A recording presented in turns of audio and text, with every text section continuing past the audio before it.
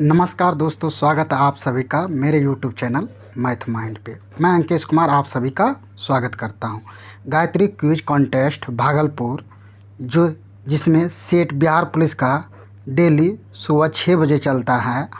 आज का सेट यानी कि 29 मई 2025 को जो सेट चला था, उस सेट में बिहार पुलिस के सेट में जो मैथ का क्वेश्चन पूछा गया था, हम उसका सॉल्यूशन देखेंगे। चलिए तो हम लोग स्टार्ट करते हैं। 1 नंबर, सबसे पहला 1 नंबर क्या है, कहता है यदि 15 टेबल का क्रय मूल्य 20 टेबल के विक्रय मूल्य के बराबर है तो कितने प्रतिशत लाभ, कितने प्रतिशत हानि होगी। 16 सही, 16.66%, 25%, 30%, 33.33%। तो चलिए इसका सॉल्यूशन करते हैं। सबसे पहले प्रश्न कितना है हमारा, 82 नंबर। तो कहता है 15 टेबल का CP 20 टेबल के SP के बराबर है। तो यहाँ CP है तो यहाँ रहने देते हैं CP, इधर SP है तो इसको ला लेते हैं ये साइड SP। तो यहाँ 20 है तो 20 हो गया, इधर ये 15 जो है वो साइड जाएगा तो कितना हो जाएगा, इधर गुणा में उधर जाएगा तो भाग। अब कटा देते हैं, 5 चौके 20, 5 तिहाई 15 यानी कि 4/3। अब देखो CP हमारा कितना है, 4 है, SP 3 यानी कि 4 रुपया में खरीदे 3 में बेचे तो हानि हो गया। कितना का हानि हो गया, 1 का हानि हो गया। किस पर हानि हुआ, हानि हमेशा CP पे होता है, बटे CP। इसको परसेंटेज में बदलेंगे 100 से गुना तो ये हो जाएगा 25, तो हो जाएगा आंसर हमारा 25%। चलिए अब अगला क्वेश्चन देखते हैं। अगला क्वेश्चन है 2 नंबर, कहता है एक दिन का कितना प्रतिशत 3 घंटा है। कहता है एक दिन का कितना प्रतिशत, एक दिन का x प्रतिशत मान लेते हैं, x प्रतिशत बराबर कितना घंटा है, 3 घंटा है। कितना है, 3 घंटा। अब एक दिन का मतलब क्या हो गया, 24 घंटा। 24 घंटा का x प्रतिशत क्या करते हैं, x प्रतिशत उड़ाएंगे बटे 100 बराबर 3। अब कटा देते हैं, 3 एका 1, 3 अठे 24। तो यहाँ हो जाएगा x यानी कि 8x बटे 100 बराबर 1। तो इसलिए हम लोग क्या करेंगे, ये x तो हो जाएगा 100 बटे 8। अब कटा देते हैं, इसे क्या करते हैं, कटा देते हैं। तो कटाने के बाद क्या हो जाएगा, 4 से कटाते हैं, 4 दूनी 8, 4 से हो जाएगा 25। तो ये कितना हो जाएगा, 12.5% हमारा आ गया उत्तर। अगला प्रश्न देखते हैं अब हम 84 नंबर। 84 नंबर क्या कहता है, 4/5, 2/3 और 5/7 का एलसीएम ज्ञात कीजिए। ऑप्शन है 25, 40, 30, 20। तो चलिए हम लोग सॉल्व करते हैं। कितना नंबर है, 84 नंबर। कहता है 4/5 और फिर 2/3 और 5/7 का क्या निकालना, एलसीएम।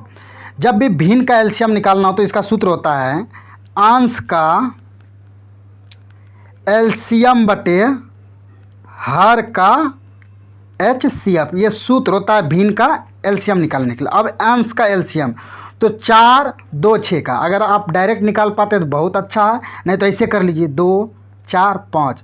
पहले किससे जाएगा, 2 से। 2 एका 1 के, 2 दूनी 4, 5। अब कटेगा किसी नहीं, 2 दूना 4, 4 पंचे 20। तो एलसीएम कितना आ गया, 20। HCF क्या हो जाएगा, 5, 3, 7। किसी में कॉमन कुछ आ रहा है, नहीं आ रहा है तो 1। तो इसका मतलब हो गया 20/1। तो 1 लिखेंगे, नहीं लिखेंगे कोई मतलब नहीं। तो एलसीएम कितना हो गया हमारा, 20 हो गया। अब अगला प्रश्न है हमारा 85 नंबर। 85 नंबर कहता है निम्न में से कौन सी सबसे छोटी संख्या, कौन सी छोटी संख्या है जो 44 से पूर्णतः विभाज्य है।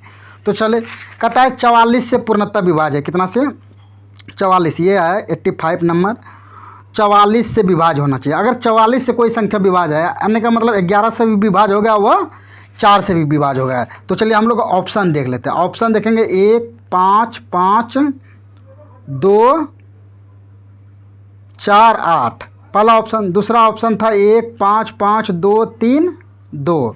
और तीसरा ऑप्शन है हमारा 1, 5, 6, 9, 9, 2। और चौथा ऑप्शन है हमारा 1, 5, 6, 9, 4, 4। अब सब में डिविजिबिलिटी रूल लगाना। डिविजिबिलिटी रूल मतलब 11 से विभाजिता का नियम। 11 से विभाजिता का नियम क्या कहता है, एक अंक को छोड़कर जोड़ना है। तो देखो 5 1 6 6 4 10 हो गया 10। अब इधर से जोड़ते हैं 5 2 7 7 8 15। अब इन दोनों का अंतर कितना आता है? 5 आता है। क्या 5 11 से कटेगा? नहीं कटेगा। तो कहने का मतलब ये ऑप्शन हमारा नहीं हो सकता। अब दूसरा नंबर देखते हैं 5 1 6 3 9 5 2 7 7 2 9। देखो अंतर आ गया 0। अगर अंतर 0 या 11 आ जाता है, 0 या 11 का मल्टीपल या 11 आए तो वह संख्या 11 से कटेगा, मतलब यह आंसर हो सकता है। चलिए आगे अब चेक करते हैं 1 5 6 9 9 6 15 1 हो गया 16। फिर इधर हो जाएगा 9 5 14 14 2 क्या कहता है तीसरा नंबर ऑप्शन हमारा क्या लिखा हुआ था? ऑप्शन ऑप्शन ऑप्शन तीसरा 156 99 92। ठीक है 9 6 15 15 1 16। ठीक 5 9 5 14 14 2 16, यानी कि यह भी कट सकता है। आ गया इसका भी आंसर 0 आ रहा है तो यह भी कट जाएगा। अब 3 नंबर देखते हैं 1 4 6 4 10 1 11 आया। फिर हो जाएगा 9 5 14 4 18। क्या इन दोनों का अंतर कितना आ जाएगा? अंतर आ जाएगा हमारा 7। क्या 7 कटेगा? तो कहने का मतलब यह भी ऑप्शन नहीं है। 2 ऑप्शन तो देखो छटा गया, अब 2 कटेगा। अब यहाँ से 4 से तो कट ही रहा है दोनों संख्या। देखो लास्ट जो करेंगे 4 से कटेगा, तो अब इसमें सबसे छोटा बोला था, सबसे छोटा देखेंगे। देखो 155 सबसे छोटा कि 156? तो 155, इसलिए हमारा आंसर हो जाएगा 52 नंबर। कितना नंबर हो जाएगा आंसर हमारा? 52 नंबर आंसर हो जाएगा। अब अगला, एक सिक्का 3 बार उछाला जाता है, बारी बारी से जीत पट प्राप्त करने की संभावना क्या होगी? 1/4 1/8 1/2 3/8। तो चलिए हम लोग इसको सॉल्व करते हैं। कहता है 3 सिक्का, यानी कि एक सिक्का को उछालेंगे, कितना 86 नंबर है। एक सिक्का को उछालेंगे तो 2 ही परिणाम हो सकता है, या तो हेड आएगा या तो टेल आएगा, यही आ सकता है। अगर मान लेते हैं, अब कुल परिणाम देखते हैं, तो इसी तरह 3 सिक्के उतार रहे हैं तो हो सकता है कि तीनों को एक साथ उतारेंगे तो पहला पे आ जाएगा हेड और दूसरा दोनों पे आ जाए, मान लेते हैं टेल। ये एक परिणाम हो गया। फिर से उछालेंगे सबको तो आ जाएगा, मान लेते हैं 2 गो में हेड आ जाएगा, तीसरा में टेल आ जाए। फिर उछालेंगे, हो सकता है कि तीनों पे हेड ही आ जाए, ये भी तो हो सकता है, ये संभावना है। ठीक, ये सब परिणाम। फिर उछालेंगे तो हो सकता है कि पहले टेल आ जाए, फिर 2 गो पे क्या आ जाए? हेड आ जाए। फिर उछालेंगे तो 2 गो पे टेल आ जाएगा, तीसरा पे हेड आ सकता है। फिर उछालेंगे तो हो सकता है कि तीनों पे टेल ही आ जाए, ये भी संभावना हो सकता है। अब क्या होता है, अब देखो ये भी तो हो सकता है उछाले, एक पे टेल आ जाए, दूसरा पे हेड आ जाए, एक पे टेल भी आ जाए। फिर उसी तरह हो सकता है उछालेंगे, पहले पे हेड आ जाए, दूसरा पे टेल आ जाए, तीसरा पे फिर हेड आ जाए। ये तो कुल परिणाम 8 ही होगा, क्योंकि एक सिक्का को एक बार उछालेंगे 2 परिणाम, इसलिए 3 बार उछालते हैं तो 2 गुना 2 गुना 2 कितना हो जाएगा? 8। टोटल परिणाम 8। 8 देखो हमारा पूरा गया, 1 2 3 4 5 6 7 8, टोटल 8 हो गया। अब सवाल में बोला है प्रायिकता कि प्रत्येक बार मतलब क्रम से आना चाहिए, बारी बारी आना चाहिए। अच्छा यहाँ से मतलब बारी बारी का मतलब हुआ कि अगर हेड से स्टार्ट हो तो हेड, फिर टेल आए, फिर हेड आए, फिर टेल आए, फिर हेड आए, ऐसा होना चाहिए। अब ऐसा वाला ऑप्शन देखना है तो ध्यान से ये 8 में देखेंगे तो ये देखो टेल से स्टार्ट हुआ, हेड आया, फिर टेल आया, ये यानी कि बारी बारी हो रहा है। उसी प्रकार से हेड स्टार्ट होगा, फिर टेल होगा, फिर हेड, ये भी बारी बारी से। बस इस 8 में 2 ही ऐसा है कि जो कि बारी बारी से आ रहा है। तो 2 टोटल परिणाम कितना हुआ है हमारा? 8। तो कटा देते 2 1 1 2 2 4, यानी कि आ जाएगा हमारा 1/4 आंसर। अब अगला प्रश्न देखते हैं। अगला प्रश्न क्या कहता है? 86 का 87 नंबर कहता है प्रथम 10 विषम प्राकृत संख्याओं का माध्य क्या होगा? 11 19 10 9। तो चलिए इसको सॉल्व करते हैं। सबसे पहला कहता है प्रथम 10 विषम संख्या होना चाहिए, विषम प्राकृतिक। 87 नंबर, प्राकृतिक संख्या किसे कहते हैं? गिनती की संख्या को प्राकृतिक संख्या कहते हैं। गिनती की संख्या कहाँ से शुरू होती है? तो 1 से शुरू होते हैं, तो उसमें भी विषम लेना है। तो पहला क्या हो जाएगा? 1 विषम लेना है, फिर 3, फिर 5, फिर 7, फिर 9, फिर 11, फिर 13, फिर 15, फिर 17, फिर 19, 10 ठो लेना है। 10 गो पूरा देखते हैं, 2 2 4 2 6 2 8 2 10, 10 गो पूर गया।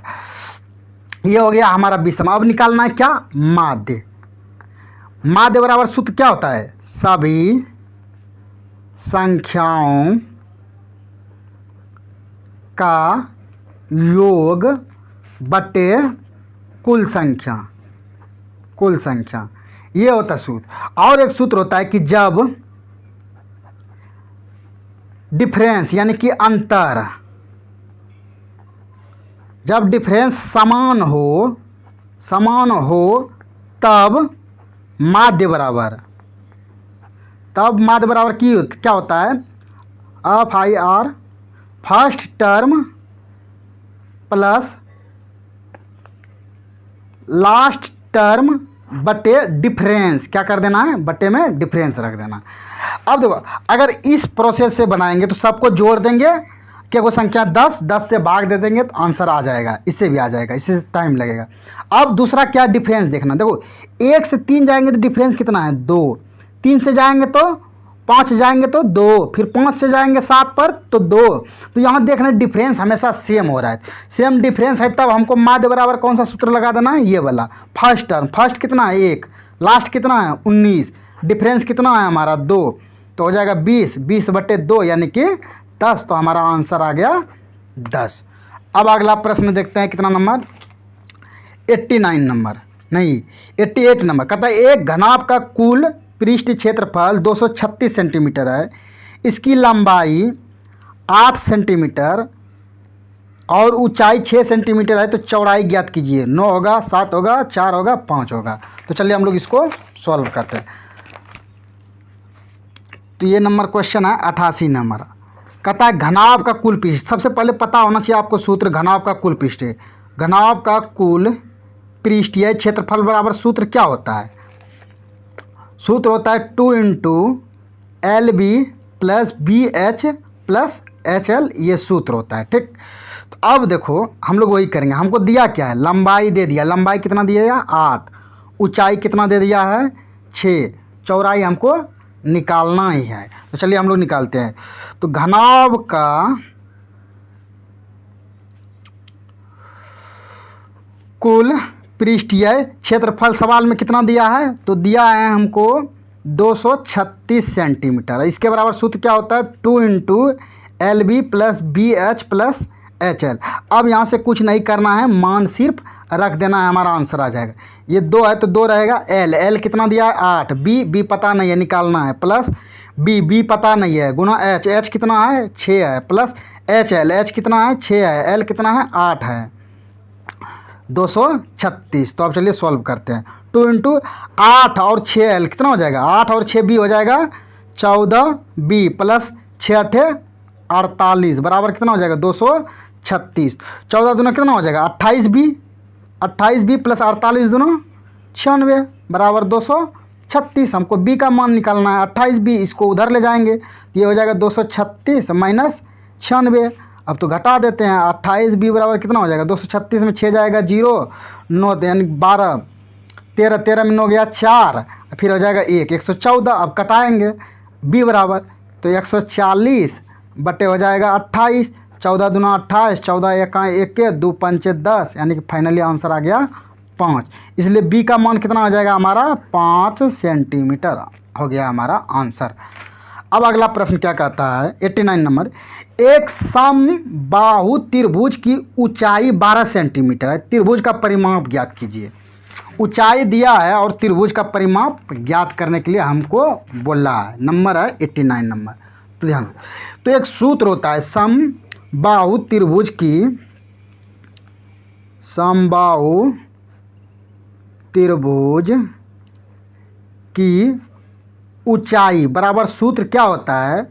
√3/2 गुना भुजा, ये सूत्र होता है। ठीक, ऊंचाई बराबर क्या होता है? √3/2 गुना भुजा। हमको सवाल में ऊंचाई दिया है, ऊंचाई कितना दिया है? तो 12 सेंटीमीटर। 12 बराबर √3/2 इंटू भुजा। भुजा को हम A से डिनोट कर देते हैं, A है, तो ये हो जाएगा। देखो ये भाग में है, इधर आएगा तो गुना, 12 दूना 24, ये गुना में इधर आ जाएगा भाग, √3 बराबर भुजा। भुजा को हम कह देते हैं, मान लेते हैं A है। अब देखो यहाँ A बराबर क्या हो जाएगा? इसको लिख देते हैं 24 बटे √3। अब जानते हैं अगर √3 नीचे हो तो हमको √3 वाला चीज़ रखना नहीं, उसका हर परिमेयकरण कर देते हैं। तो √3 बटे √3, तो ये हो जाएगा 24 रूट आपका 3 बटे 3, तो 3 से कट जाएगा, 3 8 24। तो ए का मान हमारा कितना आ गया, ए का मान वहाँ से हमारा आ गया 8√3। ए यानी कि भुजा कितना हो गया 8√3। हमसे पूछा है परिमाप, तो 3a होता है, तो 3 से गुना कर देंगे। 3 गुना 8√3 बराबर 24√3 हमारा आंसर हो गया। अब अगला प्रश्न देखते हैं। अगला प्रश्न क्या है हमारा 89 के बाद 90 नंबर, कहता है √4 - 5 cos स्क्वायर थीटा बटे sine square theta plus cot square theta का मान ज्ञात कीजिए। 1 होगा, 4 होगा, 2 होगा कि 3 होगा। तो चलिए इसको सॉल्व करते हैं। सबसे पहले दिया है 90 नंबर में, क्या दिया है हमको, √4 - 5 cos स्क्वायर थीटा बटे sine square theta plus cot square theta. अब इसको क्या करना है, सॉल्व करना है। तो चलिए हम लोग सॉल्व करते हैं। √ लिख देते हैं 4 - 5 cos स्क्वायर थीटा बटे साइन स्क्वायर थीटा। अब जानते हैं कोट थीटा बराबर सूत्र होता है। कोट थीटा बराबर सूत्र क्या होता है, ये होता है cos स्क्वायर थीटा बटे साइन स्क्वायर थीटा। ये सूत्र ही होता है, इसमें तोड़ दिए। अब देखो इनका हम एलसीएम ले सकते हैं। एलसीएम क्या हो जाएगा, साइन स्क्वायर थीटा आ जाएगा, साइन से भाग देंगे तो कट जाएगा, आ जाएगा 4 - 5 cos स्क्वायर थीटा। यहाँ प्लस है तो प्लस, यहाँ भी कस कर जाएगा cos स्क्वायर थीटा। अब √4 तो वो -5 cos स्क्वायर थीटा है, यहाँ प्लस cos स्क्वायर थीटा है, तो एक घट जाएगा तो कितना हो जाएगा -4 cos स्क्वायर थीटा बटे क्या हो जाएगा साइन स्क्वायर थीटा। अब देखते हैं, अब यहाँ से दोनों में 4 है तो 4 हम कॉमन ले लेते हैं। क्या लेते हैं, कॉमन, तो बच जाएगा 1 - cos स्क्वायर थीटा बटे साइन स्क्वायर थीटा, ये आ गया। तो हम लोग √4। अब देखते हैं 1 - cos स्क्वायर थीटा बराबर सूत्र क्या होता है, साइन स्क्वायर थीटा बटे साइन स्क्वायर थीटा। अब देखो sign square theta sine square theta cut गया, बच्चा √4। 4 का मुँह क्या निकलेगा 2, इसलिए हमारा आंसर आ जाएगा 2। तो आज के सेट में दोस्त इतना ही क्वेश्चन था। अब हम लोग अगले सेट में मैथ का क्वेश्चन लेके उसका सॉल्यूशन लेके आएंगे। आज के लिए बस इतना ही। अगर आपको यह वीडियो पसंद आए और आपको हेल्पफुल लगे तो आप इसे लाइक सब्सक्राइब ज़रूर करें।